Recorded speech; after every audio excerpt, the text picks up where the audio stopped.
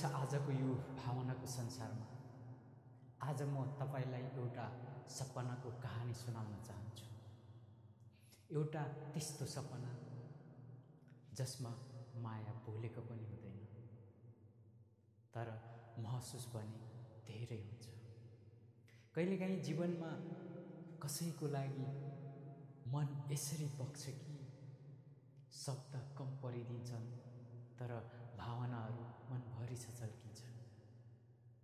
ठ्याक्कै त्यही अनुभूति थियो एउटा सपना, तिमीलाई मनभरि माया गर्ने, तिम्रै भएर जिउने।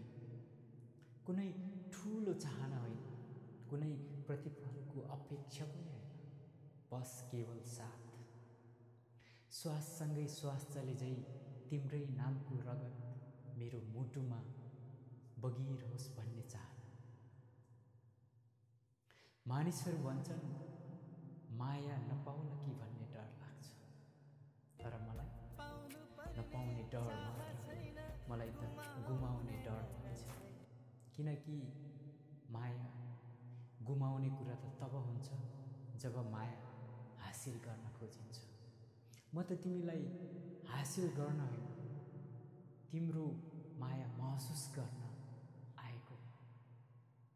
बस यति चाहन्छु तिमीलाई हेरिरहन पाऊ, माया गरिरहन।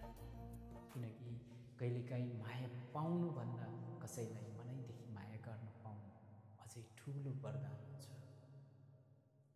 जीवन छोटो छ र माया कहिलेकाहीँ सपनामै सीमित हुन्छ, तर त्यो सपना यदि मनभित्रै बगिरहन्छ अनि हजारौं धड्कनसँग ताल मिलाइदिन्छ भने त्यो माया नै अमर हुन्छ।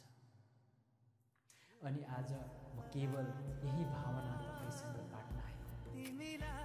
एउटा सानो सपना, एउटा अपूर्ण चाहना।